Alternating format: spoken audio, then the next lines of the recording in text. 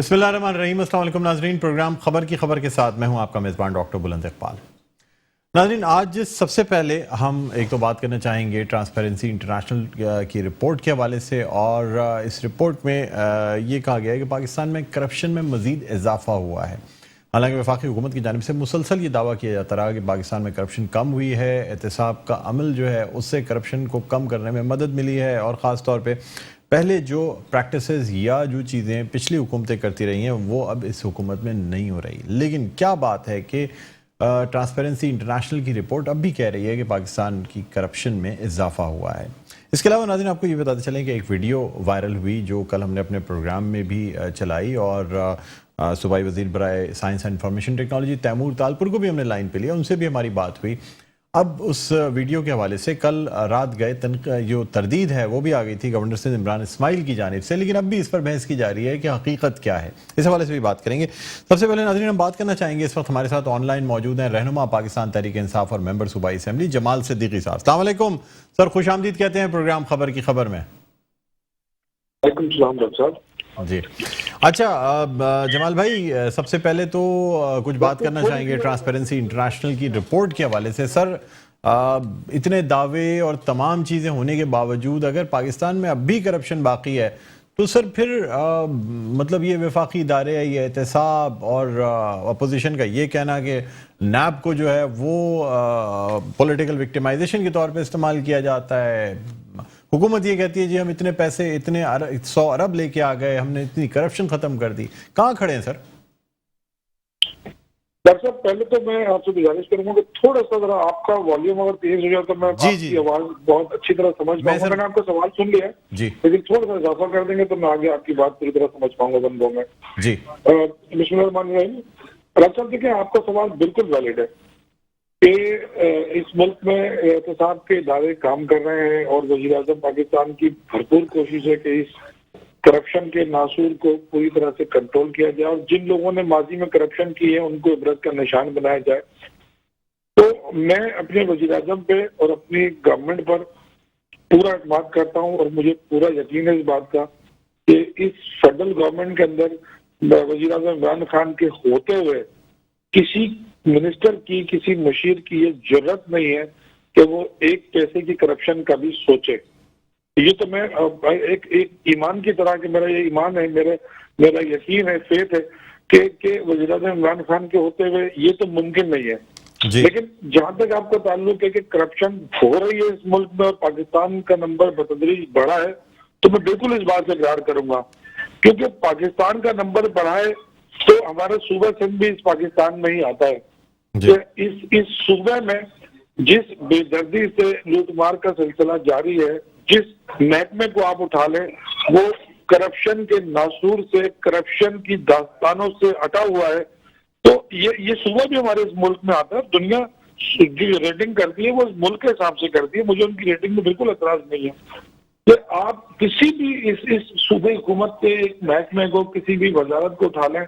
अभी कुछ दिनों पहले वजारत खजाना के बारे में कितना बड़ा स्कैम आया था कि जिसमें आपका सूबाई सेक्रेटरी खजाना, जो अरबों रुपए की प्ली बार्गेनिंग करने के बाद अपनी पोस्ट पर बैठा हुआ है और उसको हटाने वाला कोई नहीं है, तो उसको कोई हटा सके कि जिसने प्ली बार्गेनिंग की, यानी उसने एतराफ किया कि मैंने करप्शन किया है। यानी इस सूबे का हाल आप ये कि एक आदमी एतराफ करता है कि मैंने करप्शन किए और हुकूमत उनको उसी मनसब पर उसी तरह कायम और दायम रखती है। तो इस बात का अंदाजा आप लगा लें कि इस सूबे के हुक्मरानों का इरादा और उनकी नीयत क्या है करप्शन करने की। उसके बाद दूसरे केस में अभी सीएम साहब का नाम आया, जिसमें नैब ने उनको रेफरेंस दिया है, मुलीबात का भी है, और एक शुगर फैक्ट्री का भी है जो इन्होंने बड़े होने पौने बेची। और उसके बाद हुक्मरान जमात के सरबराहों के जाती दोस्त भी नैब में प्ली बार्गेनिंग के लिए मौजूद हैं। तो अब मुझे आप बताएं कि वो हुकूमत जो पिछले तीसरे टेनवर से 13 सालों से यहाँ पे हुकूमत कर रही है, और उनको ये अच्छी तरह पता है कि ये जो इनका दौर है, ये इस मुल्क की तारीख का उनका आखिरी दौर है, कि इसके बाद शायद ही इनको कोई जिला हुकूमत इस सूबे में मिल सकेगी जो इन्होंने सिंध की आवाम का हाल किया है। तो इन्होंने तो जाते जाते अपने इन आखिरी सालों में जो लुट मचाई हुई है, तो उसके बाद तो मैं समझता हूँ कि पाकिस्तान का तो कुछ 150-200वां नंबर आना चाहिए था कि एक सूबे ने इस पूरे मुल्क के नाम को जिस तरह मट्टी में मिलाया है पूरी दुनिया के सामने, तो इसकी तो मिसाल नहीं मिलती है।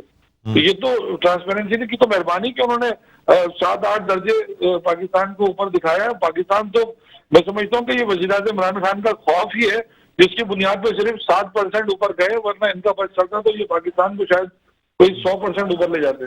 जमाल भाई, ये मतलब चीनी, आटा, गंदम यानी और यानी ये जो स्कैंडल्स आए, ये तमाम चीजें हुई, हुकूमती कमीशन की रिपोर्ट भी आई। सर, आप नहीं समझते इसमें भी मतलब इसका भी हाथ है करप्शन बढ़ने में? ऑफ कोर्स सर, सब्सिडी दी जाती है, अगर किसी अपने जानने वाले अपने करीबी को हुकूमत सब्सिडी देगी तो सर ये भी तो करप्शन में ही आएगी ना सर बात। ये कौन सी कोई आउट ऑफ दिस वर्ल्ड तो बात नहीं है ना सर? देखिए, मैं बिल्कुल ठीक कह रहे हैं, बिल्कुल ठीक कह रहे हैं। गंदम का स्कैंडल आपके सामने, माजी में भी अरबों रुपए की गंदम गायब हुई और इल्जाम लगाया कि चूहे खा गए। तो अब हमारे सूबे सिंध के इतने ताकतवर चूहे हैं जो अरबों रुपए की गंदम खा जाते हैं, तो इसके बाद तो फिर मैं समझता हूँ कि ट्रांसपेरेंसी बेचारी का कोई कसूर ही नहीं है। चीनी के मामले में अगर आप सब्सिडी की बात करते हैं, देखिए सब्सिडी एक लीगल स्टेटस पे है सब्सिडी की, आप किसी को सब्सिडी दे सकते हैं, लेकिन उसके लिए भी क्राइटेरिया है कि आप सब्सिडी दे सकते हैं, नवाज नहीं सकते। हाँ, अगर मनपसंद किसी को नवाजा गया है तो मैं समझता हूँ कि वज़ीर-ए-आज़म इमरान खान के करीबी साथी जहांगीर तरीन, वो अगर इस मुल्क में तो जिन्होंने इस पार्टी के लिए बड़ी खिदमत की है, बड़ी जद्दोजहद की है, और 2018 के इलेक्शन के बाद हुकूमत बनाने में उनका एक बहुत अहम रोल है, उनके इस रोल को आप माइनस नहीं कर सकते जो जहांगीर तरीन की खिदमत है इस पार्टी के लिए। लेकिन उसके बाद भी वज़ीर-ए-आज़म अपने पार्टी के बंदे के ऊपर एक कमीशन बिठा दें, एक कमेटी बना दें और उसको भी उस कमेटी के नीचे ले आए और उसको पार्टी के मामलात से अलग कर दें जी, तो इससे ज्यादा ट्रांसपेरेंसी क्या होगी, मुझे आप बताएं। जमाल भाई, सिर्फ आप समझते हैं कि सिर्फ सिंध का जो सूबा है वही कंट्रीब्यूट कर रहा है करप्शन में? वफाक की जानिब से बिल्कुल शफाफियत है और किसी किस्म की कोई करप्शन नहीं है। हालांकि सर इतने इल्जामात भी लगाए जाते हैं और ये तमाम चीजें हुई, स्कैंडल्स भी सामने आए, लेकिन फिर भी आप समझते हैं कि सिर्फ एक सिंध की वजह से ये तमाम जो नंबर्स हैं, जो आदाद शुमार है, वो बढ़े हैं करप्शन में पाकिस्तान के?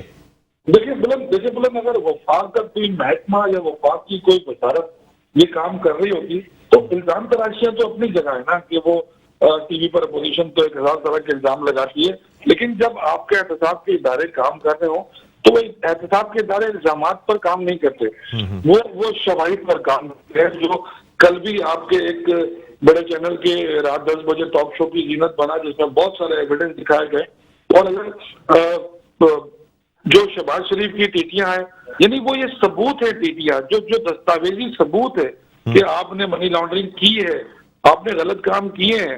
तो जब सबूत की बुनियाद पर कोई इदारा काम करता है और अपोजिशन तो उसको मानने को भी तैयार नहीं है, तो अगर किसी ने वफाकी हुकूमत के किसी वजारत पर इल्जाम लगाया है तो मैं समझता हूँ कि उसको सबूत की सूरत में उसको मीडिया की जीनत बनाया जाए, फिर आप देखिए वज़ीर इमरान खान कैसे उसके इबरत का निशान बनाते हैं। अच्छा सर, अब कुछ हम बात करना चाहेंगे खासतौर पे जो वीडियो वायरल हुई, इस हवाले से बड़ा शदीद रद्द-ए-अमल भी आया।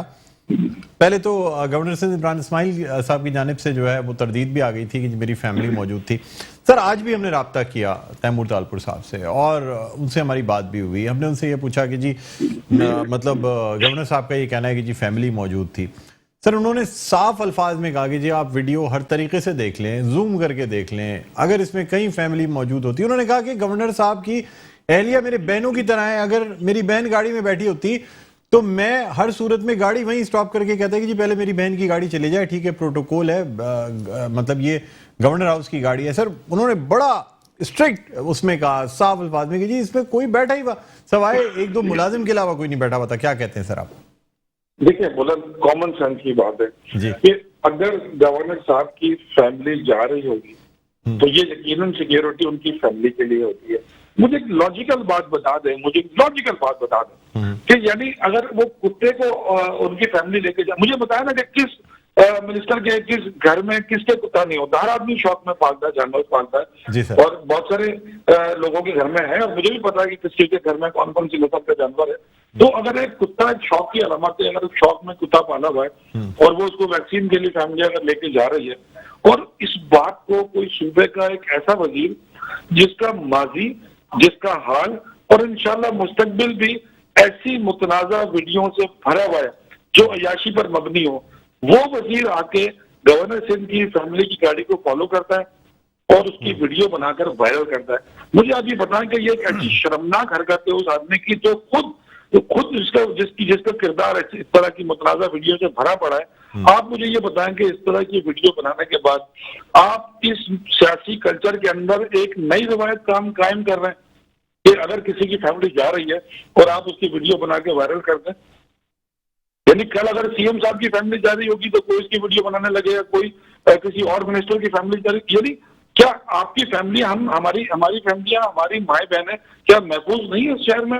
और ऐसे शरपसंद टाइप के किसी मुतनाज़ा और अच्छे और बुरे किरदार के मालिक एक वजीर के हाथों, यानी ये मैं तो समझता हूँ कि वजीर आला सिंध को इस बारे में नोटिस लेना चाहिए था, उसको अपने वजीर की सरजनिश करनी चाहिए थी कि तुमने किसी फैमिली के लिए इस तरह हरकत कैसे की कि जब फैमिली की गाड़ी जा रही है।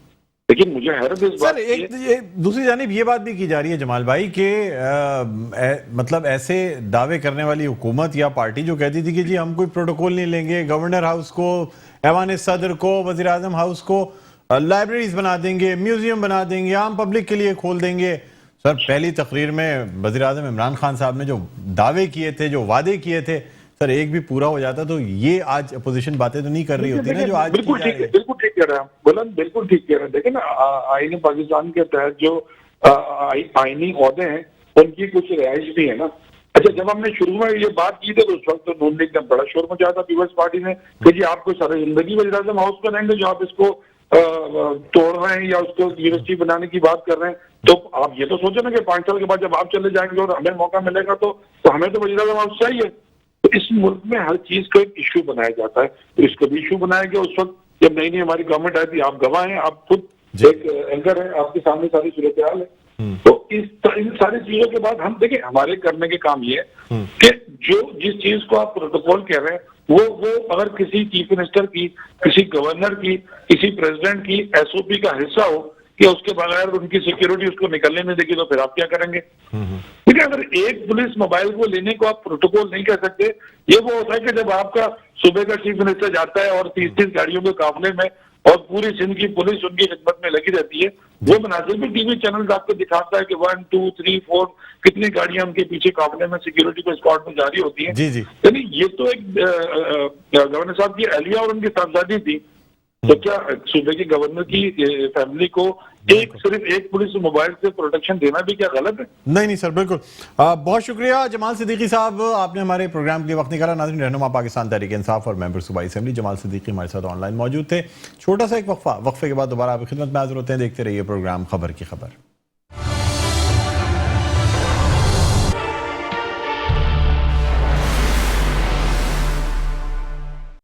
जी नाजरीन, वेलकम बैक। एक दफ़ा फिर आपको खुशामदीद कहते हैं प्रोग्राम में खबर की खबर। मैं हूं आपका मेज़बान डॉक्टर बुलंद इकबाल। नाजरीन, हम बात कर रहे हैं आज ट्रांसपेरेंसी इंटरनेशनल की रिपोर्ट के हवाले से, जिसके मुताबिक पाकिस्तान में अब भी करप्शन मौजूद है और ना सिर्फ मौजूद है बल्कि इसमें इजाफा भी हुआ है। इसी हवाले से हम बात करना चाहेंगे। हमारे साथ मौजूद हैं पाकिस्तान पीपल्स पार्टी के सीनियर रहनुमा हैं, सीनियर पार्लियामेंटेरियन हैं, जनाब निसार खोड़ो साहब। अस्सलाम वालेकुम खोड़ो साहब, बहुत शुक्रिया सर, आपने प्रोग्राम के लिए वक्त निकाला। सर मेहरबानी आपकी।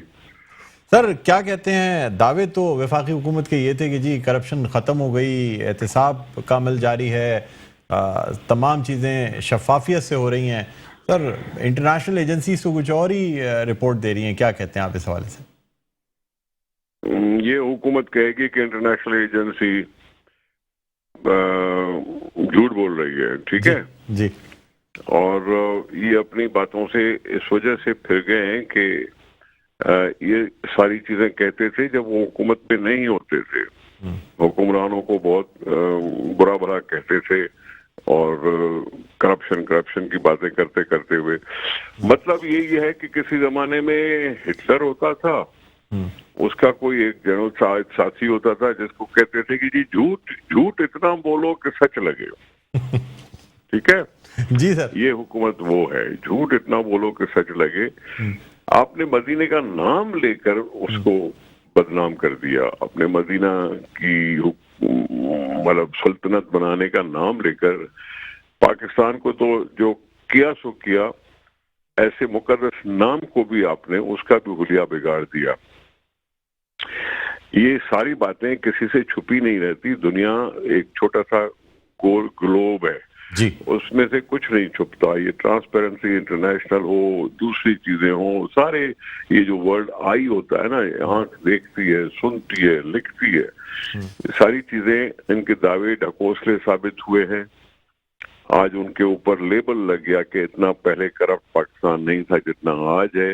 आपके नंबर जो हैं बढ़ गए हैं करप्ट मुल्कों की फहरिस्त में, आप नुमाया तरक्की कर रहे हैं। अब हुक्मरान को तो हम कहेंगे ना कि उन्होंने ये कर दिया। बात यह है कि अखलाक है नहीं, और इससे ज्यादा मैं क्या बोलूं। कुछ बोलूंगा तो कहेगा गैर पार्लियामानी लफ्ज बोल रहे हैं, लेकिन अब तो लोगों को उसके सिवा कोई चारा भी नहीं रहा कि गैर पार्लियामानी अल्फाज इस्तेमाल करते हुए इस हुकूमत को कंडेम करें। थोड़ा सा सर पीडीएम के हवाले से भी बात करना चाहेंगे। सर पार्टी मौक़िफ़ दो बड़ी पार्टियों का मुख्तलिफ नज़र आता है। एक कहती है जी इस्तीफे दे दें, एक कहती है नहीं जी तरीके अदम एतमाद लेकर आएंगे, और बड़ा इख्तिलाफ है सर। टीवी प्रोग्राम्स में वाज़े तौर पे आपस में पीडीएम की जमातें ही आपस में बहस कर रही हैं। मैं नहीं समझता क्या ऐसी बात है। हमने जरूर कहा था कि हमें इस्तीफा नहीं देने चाहिए, और फिर दोनों बड़ी पार्टियों ने एक इत्तेफाक कर दिया है कि जी हम सेनेट के इलेक्शंस में हिस्सा लेंगे जी। और हिस्सा लेने का जब ऐलान दोनों पार्टियों से हुआ तो फिर तो आपकी बात मुनासिब नहीं है ना ये कहना कि जी दोनों में फर्क दिखाई दे रहा है। दोनों पार्टियों ने एग्री किया है तो मतलब इस्तीफा नहीं देंगे। इस्तीफा नहीं देंगे तो इलेक्शन में लड़ेंगे, और इलेक्शन में लड़ना जरूरी भी इसलिए था कि अगर हम उनको एक खुला रास्ता दे देते तो ये 18वीं तरमीम के खिलाफ है, ये एनएफसी के खिलाफ है, ये पता नहीं सूबाई खुदमुख्तारी के खिलाफ है, ये सारे आइन की जो तकाजे हैं उन सब के खिलाफ है। और हो सकता है वो कुछ ऐसा जिक्र पहुंचा देते पाकिस्तान को कि पाकिस्तान के लोगों को फिर से और ज्यादा जद्दोजहद करनी पड़ती। तो मैं सर बात ये कि सर रास्ता रोकने के लिए भी जरूरी है। सर तहरीक अदम एतमाद की जब बात की जाती है तो सवाल ये उठता है कि क्या नंबर्स के हिसाब से पाकिस्तान पीपल्स पार्टी इतनी पुरएतमाद है कि अगर ये तहरीक अदम एतमाद लाई गई तो कामयाब होगी? देखें, हमने कहा कि जमहूरी रास्ता अदम एतमाद है। क्या कहा? जमहूरी रास्ता अदम एतमाद। जमहूरी रास्ता अदम एतमाद है, ठीक है जी। दूसरा है ये अखलाकी प्रेशर जो अवाम के इतने बड़े जुलूस और जलसे जी, अगर वो मार्च करते हुए जाएं तो भी वो अखलाकी मार है हुकूमत के ऊपर। दुनिया को दिखा देंगे हम कि भाई इतने लोग इसके खिलाफ हैं, लेकिन आइन में कहाँ लिखा हुआ है कि अगर मार्च कोई हो जाए तो हुकूमत खत्म हो जाती है? जब तक कि वजीर आजम इस्तीफा न दे जी, और इस्तीफा के लिए वो प्रेशर कबूल करे जो अवामी प्रेशर बढ़ रहा है। नहीं तो जमहूरी रास्ता अदम एतमाद के अलावा और कोई नहीं है। आज 58(2) भी तो है नहीं कि सदर साहब इनको डिसॉल्व कर दें। 58(2) भी तो हमने जानबूझकर खत्म की कि ये पार्लियामेंट ही सुप्रीम है और सदर सुप्रीम नहीं है। सदर साहब सुप्रीम नहीं रहे, पार्लियामेंट सुप्रीम है, और पार्लियामेंट से किसी को निकालने का तरीका वाहिद होता जमहूरी यही है। लेकिन इसने ये थोड़ी मकसद की थी हमने अदम एतमाद की बात, हमने अदम एतमाद की बात की जरूर है, लेकिन कहा यह है कि पीडीएम में और जमातों को हम इस बात पे राजी करेंगे। अगर सारी पीडीएम यूनाइटेड हो जाती है तो फिर तो कोई नंबर गेम बनती है। तो सर क्या पीडीएम अभी यूनाइटेड नहीं है? अगर आप ये कहते हैं कि अगर यूनाइटेड हो जाती है, फैसला कर लेंगे ना, उसका फैसला कर लेंगे। सरबराही इजलास हो रहा है 4-5 तारीख को, पता नहीं कब, और पता है उसमें बैठेंगे, सोच विचार करेंगे और फिर कहेंगे। सर मौलाना साहब की भी कोई नाराजगी नजर आती है? यानी नाराजगी की बात नहीं है जी सर। देखिए हम अलायंस हैं, हम मर्ज नहीं हुए एक दूसरे में जी। अब अगर मर्ज नहीं हुए तो हमें कुछ न कुछ पॉइंट ऑफ व्यू रखने का हक जरूर पहुंचता है, लेकिन फैसला, पॉइंट ऑफ व्यू रखना अलग चीज है, फैसला करना अलग चीज है। फैसले होंगे मुश्तरका सबके साथ मिलकर। पॉइंट ऑफ व्यू रखने से हर एक पार्टी में अपना पॉइंट ऑफ व्यू, स्ट्रेटेजी पर बहस होती है। हमने उस बहस को इनिशिएट किया होगा जो भी सरबराही इजलास में जिसका फैसला होगा। अच्छा सर, एक लास्ट आखिरी क्वेश्चन आपसे, क्योंकि आप बड़े सीनियर पार्लियामेंटेरियन हैं, इस हवाले से करना चाहूँगा सर, क्या वज़ीर आला जो है वो जवाबदेह नहीं हो सकता किसी वफाकी वज़ीर को, या अगर कोई सवाल कर लिया जाए, या अगर उससे दूसरे पार्लियामेंटेरियंस यानी सूबाई असेंबली वाले सवाल करें, तो क्या वज़ीर आला उनको जवाबदेह हैं या नहीं है सर? नहीं, मैं इस मौक़िफ़ का तायीद नहीं कर सकता, ठीक है। मैं ये कह रहा हूँ, कराची कमेटी का जो जिक्र करके आप कह रहे हैं जी, तो ये कोई लाहौर कमेटी क्यों नहीं बनाई गई, केपी कमेटी क्यों नहीं बनाई गई, बलूचिस्तान कमेटी क्यों नहीं बनाई गई, सिंध में कमेटी कराची कमेटी के नाम से क्यों बनाई गई? जी, ये कमेटी है सिर्फ उस वफाकी फंड से स्कीमों को मॉनिटर करने के लिए कि जी वो बन जाए, जी, ठीक है। जवाबदार वो सूबाई असेंबली के है, सूबाई असेंबली के सामने वजीर आला जवाबदार होता है, नहीं तो प्राइम मिनिस्टर भी मजबूर होता है काउंसिल ऑफ कॉमन इंटरेस्ट बुलाने के लिए। अगर सूबों के मामैन कोई बात हो तो काउंसिल ऑफ कॉमन इंटरेस्ट उसका फैसला करती है। तो ये गलत बात है।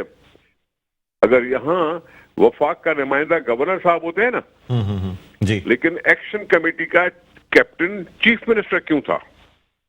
यहाँ जो एपेक्स कमेटी थी, आपको याद है? जी जी, बिल्कुल बिल्कुल बिल्कुल। एपेक्स उसका चीफ एग्जीक्यूटिव कौन था, उसका कैप्टन कौन था? Chief minister. जी, गवर्नर नहीं। जी, समझे बात? बिल्कुल सर। अभी इजलास हुआ है गुज़िश्ता 2 दिन कबल एपेक्स कमेटी का इजलास तो एपेक्स कमेटी का मतलब क्या है? एपेक्स का मतलब क्या है? सबसे ऊंची कमेटी। जी, सबसे ऊंची कमेटी का कैप्टन चीफ मिनिस्टर है, गवर्नर साहब नहीं है। और वफाकी वजीर साहब आते हैं उस चीफ मिनिस्टर की मदद को, उसके बॉस नहीं है। ठीक है सर। यानी मतलब ये जो चीजें हैं किसी भी सूरत वजीर आजम को भी जवाबदेह नहीं है। अगर वजीर आजम कोई सवाल करना चाहें तो फिर उस सूरत में काउंसिल ऑफ कॉमन इंटरेस्ट का इजलास बुलाना होगा। सर ये भी आपसे जानना चाहूँ। जी सर।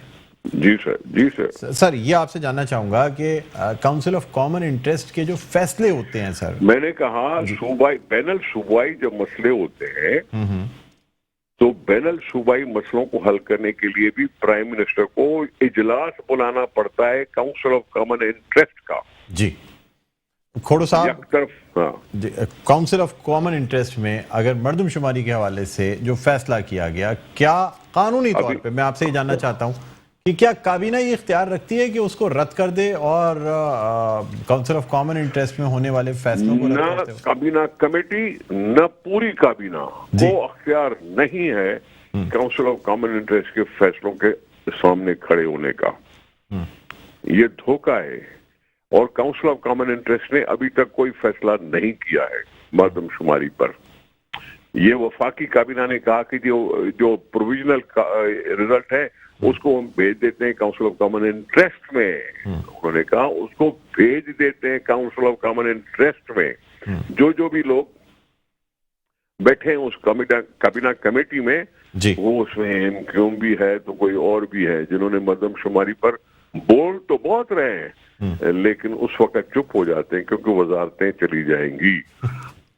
खोड़ो साहब, बस एक आखिरी बात आपसे ही करना चाहूँगा कि जिस तरह आपने कहा था अब सिंध के जो शोबा सेहत है, वजारत सेहत की जानिब से ये कह दिया गया कि मेडिकल कॉलेजेस में 95% सिंध के तलबा को एडमिशन देना पड़ेगा और सिर्फ 5% ऐसे तालिब इल्म होंगे जिनको के बिल्कुल हक है, हमारा हक है, बिल्कुल ये बिल्कुल हक है। तो सर पीएमसी की फॉर्मेशन के बाद और ये तमाम चीज़ों के बाद सर अब नया एक ये क्लैश नहीं होगा क्योंकि पीएमसी का मसला इन्होंने खुद खड़ा किया। पहले पीएमडीसी था जी। ये पीएमडीसी जो है वो 60 की दहाई से चला आ रहा है जी। ये सिंध था जिसने एक काउंसिल बनाई थी डॉक्टर्स की। सिंध था सूबा, पाकिस्तान का पहला सूबा जिसने इसको तस्वुर पेश किया था, जिसको आगे चल के पीएमडीसी का नाम दे दिया गया। अब इन्होंने पीएमडीसी को चेंज करके पीएमसी कर दिया। डेंटिस्ट्री इसने निकाल दी उधर से। और फिर यहाँ सिंध में जब इम्तिहान होते थे तो डॉक्टर तो पास होते थे ना, डॉक्टर्स तो होते थे ना। अब पाकिस्तान लेवल पे करके उन्होंने क्या करना है, उसने तो जिंदगी अजीरन कर दी है स्टूडेंट्स की, स्टूडेंट की जिंदगी अजीरन कर दी है। उसने खुद माना है कि हमने जो सिलेबस से बाहर 30 सवाल दिए हैं। क्यों दिए 30 सवाल? क्यों इस तरह से टेस्ट करवाए कि स्टूडेंट्स और घबरा जाएं और उनको इस तरह से देखना पड़े मुसीबत के दिन? पीएमसी का फैसला गलत है। ठीक है, बहुत शुक्रिया निसार खोड़ो साहब, आपने प्रोग्राम के लिए वक्त निकाला। नाजरीन, सीनियर रहनुमा पाकिस्तान पीपल्स पार्टी निसार खोड़ो साहब हमारे साथ ऑनलाइन मौजूद थे। एक छोटा सा वक्फे के बाद दोबारा आपकी खिदमत में हाजिर होते हैं। बात करेंगे कुछ ये जो पाकिस्तान बमुकाबला जनूबी अफ्रीका जो टेस्ट मैच खेला जा रहा है उस हवाले से बात करेंगे। कहीं ना जाइएगा, देखते रहिए प्रोग्राम खबर की खबर।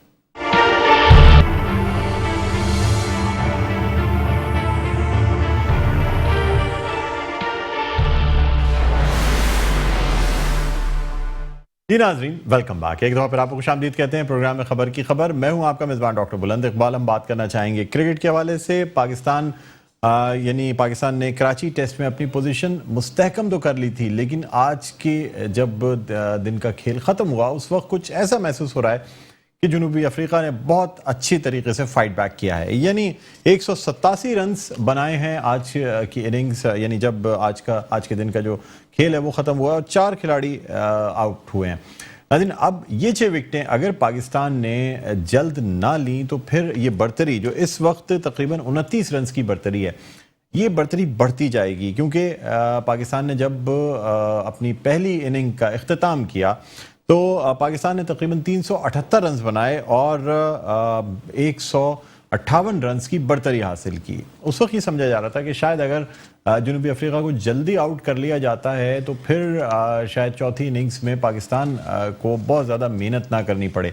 लेकिन अब ऐसा लग रहा है क्योंकि 2 दिन का खेल बाकी है और अगर जनूबी अफ्रीका की जानिब से एक बड़ी लीड ले ली जाती है तो फिर आखिरी इनिंग्स जो कि पाकिस्तान की दूसरी इनिंग्स होगी उसमें 200 का हदफ भी पाकिस्तान के लिए बहुत बड़ा हदफ होगा। इसलिए कि अगर हम तारीख पर नज़र डालते हैं तो चौथी इनिंग्स या जो मुल्क दूसरी इनिंग्स अपनी खेल रहा होता है इस टेस्ट मैच की, तो 200 से ऊपर जब हदफ चला जाए तो इस मैच को जीतना बहुत मुश्किल हो जाता है। इसी वाले से हम बात करना चाहेंगे। इस वक्त हमारे साथ ऑनलाइन मौजूद हैं सीनियर स्पोर्ट्स एनालिस्ट और लेजेंड क्रिकेटर साजिद खान साहब। अस्सलाम वालेकुम साजिद भाई, खुशामदीद कहते हैं सर आपको प्रोग्राम खबर की खबर में। बहुत शुक्रिया डॉक्टर बुलंद इकबाल साहब। खबर की खबर में यकीनी तौर पर पाकिस्तान क्रिकेट टेस्ट मैच जो 14 साल बाद जो नेशनल स्टेडियम में जो खेला जा रहा है तारीखी मैच कहेंगे। सबसे पहले तो हमारी तमाम उन सिक्योरिटी इदारों को क्रेडिट जाता है, उतनी आला सिक्योरिटी पाकिस्तान ने दी है साउथ अफ्रीकन को और पाकिस्तान की तमाम उन सिक्योरिटी इदारों को बहुत बहुत मुबारक और बहुत ही अच्छा कराची के लोगों ने इसको बेहतरीन से बेहतरीन पेशकश करने की कोशिश की। और आपने जिस तरह टेस्ट मैच के हवाले से पूरी डिटेल बताया कि ये बहुत इम्पोर्टेंट होती है डॉक्टर बुलंद इकबाल साहब, जो टेस्ट मैच की खूबसूरती होती है हर घंटे बाद कुछ ना कुछ होते रहता है। और जो आपने एक बात की साउथ अफ्रीका जो दूसरी इनिंग खेलने आया और पाकिस्तान की जो पहली इनिंग यकीनी तौर पर नामुमकिन को मुमकिन बनाया। पाकिस्तान के अगर मिडिल ऑर्डर बैट्समैन अपनी टेस्ट डेब्यू अगर कहूँगा 10 साल उसके कौन सर फवाद आलम के हवाले से क्या कहते हैं सर? दोबारा कमबैक फवाद आलम का, इतने अरसे से उनको टीम से आउट किया हुआ था, यके बाद दीगरे दूसरी सेंचुरी सर, और यानी बड़ी बात है कि एक इतने बड़े गैप के बाद फिर से स्ट्राइक करना और अपने ऊपर से जो बैट पैच है वो हटाया। क्या कहेंगे सर? देखिए बहुत इंपॉर्टेंट होती है किसी भी खिलाड़ी के लिए फर्स्ट क्लास क्रिकेट खेलना, कंटिन्यू खेलना। 10 साल कंटिन्यू टॉप स्कोरर रहा, 1000 रन बनाकर 33 से ज्यादा उसने सेंचुरी बनाई है। इसी ग्राउंड में 15 से ज्यादा सेंचुरी कायरन ट्रॉफी में बनाई। मगर जिस तरह नेशनल स्टेडियम कराची में खेले, अंडर प्रेशर वो खेले, और यही मैट्रो न्यूज चैनल की और हम खबर की बात करते हैं, हमने पहले ही कह दिया था वसी एक्सपीरियंस बड़ा काउंट होता है। जो 4 डे इनिंग में अगर आपको खेलना आता हो और पिच में प्रेशर में खेलना, तो फवाद आलम ने तमाम चीजों को भुलाकर एक ऐसी इनिंग खेली और तमाम उन लोगों के मुंह बंद किए। इकबाल कासिम की बात करूं कि सलीम जाफर की बात करूं, जिन लोगों ने सिंध के लोगों ने उनके साथ कैरियर से खेला, क्या इंजी की बात करूं, पाकिस्तान के उन लोगों ने उस नौजवान खिलाड़ी के कैरियर से खेला, मगर उसने अपने बल्ले से हिम्मत नहीं छोड़ी। और ये मिसाल दी नौजवान खिलाड़ियों को जो मेहनत करते हैं और किस्मत के साथ अपनी एबिलिटी करते हैं। तो ये चीज तो वाजे नजर आई, उसने एक ऐसी इनिंग खेली जिसकी जितनी भी तारीफ की जाए कम है। अपने कैरियर की तीसरी टेस्ट मैच सेंचुरी बनाई, मगर ये चीज वाजे तौर पर बताना जरूरी था क्योंकि यह हमारा प्रोग्राम पूरी दुनिया में देखा जाता और प्राइम टाइम का प्रोग्राम में खबर की खबरबाजी क्यों ले जाता है। हक और सच की बात करना चाहिए और हक और सच की बात सुनना भी चाहिए। क्या पाकिस्तान की मैनेजमेंट में कोई चीज शर्म है, कोई हया है? किसी भी खिलाड़ी के साथ नाइंसाफी करने के बाद वो खिलाड़ी अपने बॉल और बल्ले के साथ आकर मुंह बंद कर, इसी तरह ताबिश खान इसी ग्राउंड में 590 विकेट लेता है फर्स्ट क्लास सीजन की, मगर मोहम्मद वसीम जो पर्ची सिलेक्टर हैं उनको मौका नहीं देते नेशनल स्टेडियम कराची में। ये चीजें जाती हैं और प्राइम मिनिस्टर इमरान खान जो पैटर्न चीफ है उनको सोचना पड़ेगा, समझना चाहिए। जब मेरिट की बात करते हैं, नया पाकिस्तान की बात करते हैं, इन चीजों को भुलाना चाहिए। साजिद भाई मुझे सर मुझे कराची टेस्ट के हवाले से ये बताएं, आप क्या समझते हैं कि पाकिस्तान जो है वो किस तरीके की कारकर्दगी दिखाएगा? यानी क्या ये 6 विकेटें जो जनूबी अफ्रीका की बाकी हैं जल्द ले ली जाएंगी या फिर जनूबी अफ्रीका कोई एक बड़ा टारगेट देने में कामयाब होगा? देखें डॉक्टर बलंग भाई, चौथा दिन कल जो पाकिस्तान जो बॉलिंग करने आएगा, यासिर शाह जो 4 विकेट ले चुके हैं, शाहनशाह आफरीदी। टेस्ट मैच की खूबसूरती यही है, कल बड़ी इंपॉर्टेंट होगा, पाकिस्तान को अर्ली आउट करना पड़ेगा। एक एंड से यासिर शाह को लगाना चाहिए जो स्टेडियम ड्रेसिंग रूम का एंड कहता है और यूनिवर्सिटी भाई वक्त महदूद है, बस फाइनल कमेंट दे दीजिएगा सर, वक्त महदूद है प्रोग्राम का। जी देखिए आपने जिस तरह बात की थी, अगर चौथी इनिंग पाकिस्तान को खेलनी है, 225 रन भी करना इस पिच में बहुत मुश्किल होगा। अगर पहला घंटा वो सर्वाइव कर गए और मैच यकीनी तौर पर ओपन हो जाएगा, तो बाद में आपकी बात में वजन है। चौथी इनिंग पाकिस्तान को खेलनी है, चौथी इनिंग अगर 200 या 230 रन पाकिस्तान को बनाने पड़ गए तो बहुत मुश्किल हो जाएगा, मैच फंस सकता है। बिल्कुल ठीक है सर, बहुत शुक्रिया साजिद खान साहब, आपने हमारे प्रोग्राम के वक्त निकाला। नाजरीन, स्पोर्ट्स एनालिस्ट साजिद खान हमारे साथ ऑनलाइन मौजूद थे। इनका कहना यह था कि पाकिस्तान को चौथी इनिंग्स, जो कि पाकिस्तान की दूसरी इनिंग्स होगी, वो खेलनी है तो फिर किसी भी तरह कंटेन करना पड़ेगा जनूबी अफ्रीका को कि वो 200 रन से ज़्यादा का टारगेट ना दे पाए पाकिस्तान को। यानी पहला घंटा जो है वो चौथे दिन के खेल का बहुत अहम होगा। इसी के साथ आज के प्रोग्राम का वक्त अपने अख्ताम पर पहुंचता है। मुझे बुलंद इकबाल को इजाज़त दीजिए, अपना बहुत ख्याल रखिएगा। अल्लाह हाफ़िज़।